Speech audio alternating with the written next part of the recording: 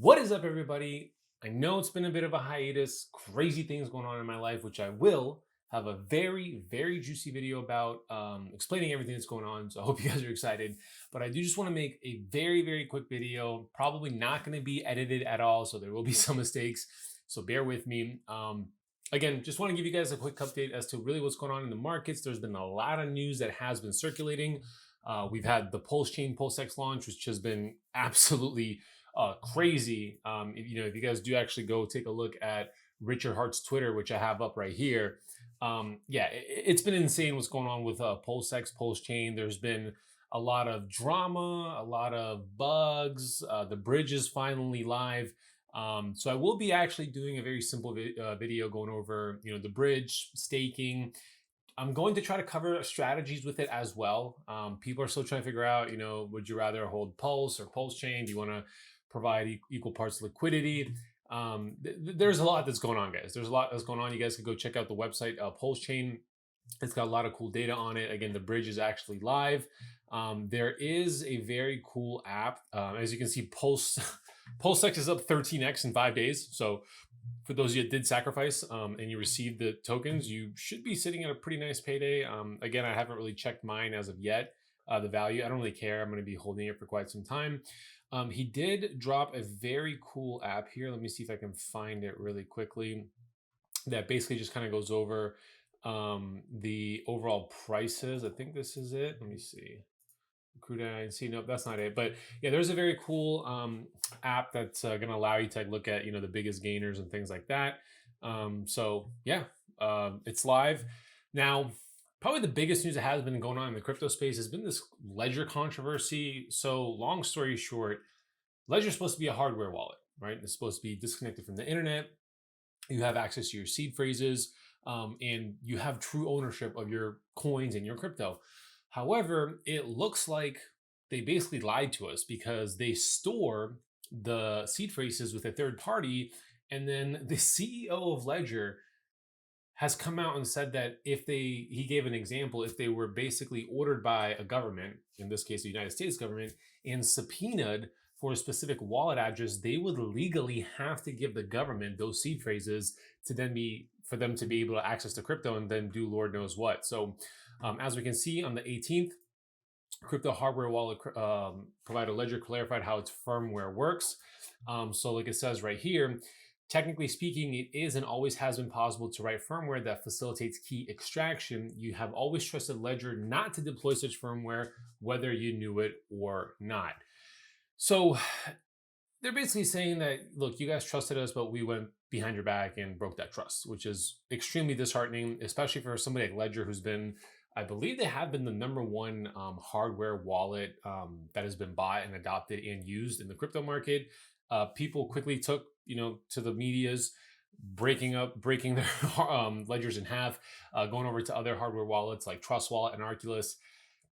Am I saying that those other wallets are prone to the same exact situation? Not necessarily, but definitely tread lightly now. Try to do some more digging, see if you can uncover anything weird, anything maybe suspicious. Again, not bashing Trezor, not bashing Arculus. You also have things like online hardware wallets or desktop hardware wallets, like an Exodus wallet. Technically a Metamask, but that's always connected to the internet. That's always a little bit, wishy-washy. You want to make sure that you're always revoking access. So this has definitely been the biggest news in the crypto market, this whole entire Ledger fiasco.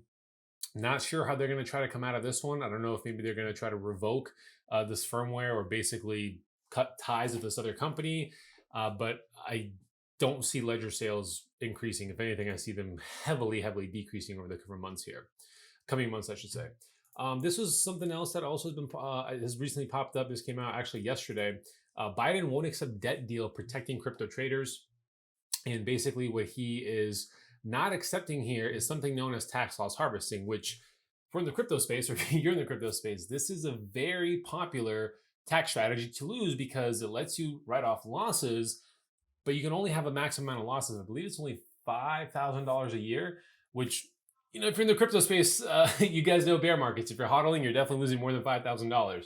But these losses can carry over to the next tax year. So if you have like a crazy return, you can deduct, these $5,000 every single time off of your taxes that's due, which then means you're either going to get a lot more money back or you're not going to get as much money taken out if you're like a 1099 or contracting employee.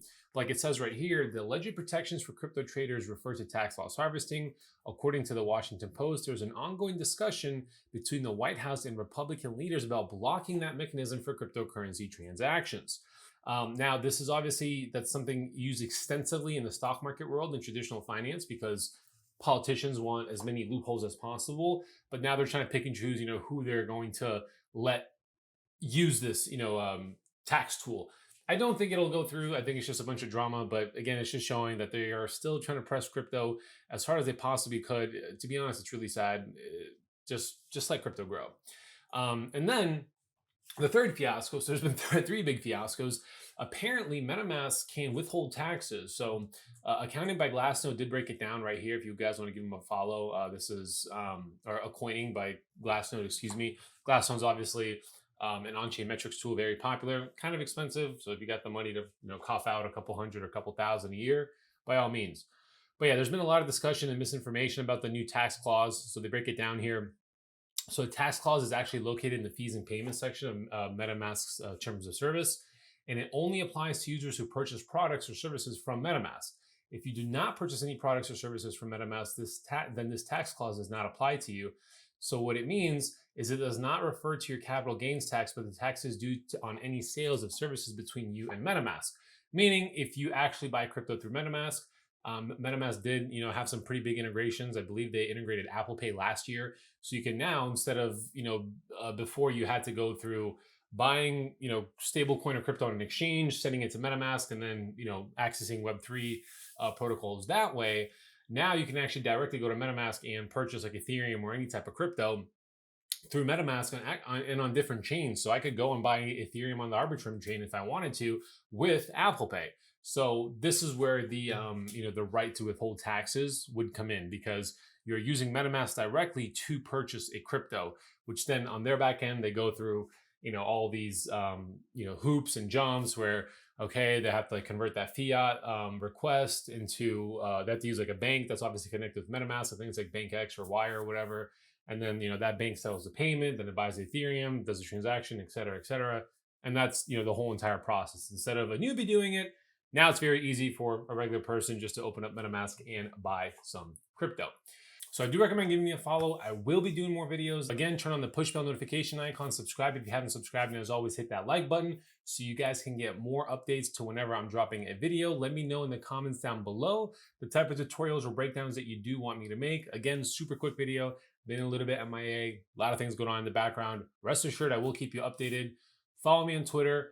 And also make sure you guys follow some of the prominent figures in the Pulsechain ecosystem or Hex ecosystem, because I do believe that there's going to be a lot of money making opportunities on that chain this coming year, because it's been the largest, honestly, not only coin launch but blockchain launch in a very, very long time.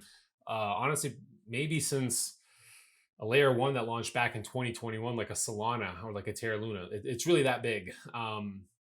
Richard knows what he's doing. So he's a very smart guy. There's going to be a lot of hate, obviously, online. At the end of the day, you got to be able to put your opinions aside and actually make money in this market. That's what really matters. So as always, guys, smash that like button, subscribe if you haven't subscribed, hit that push bell notification icon. And if you guys have any constructive criticism, leave it in the comments down below, and I'll catch you in the next one.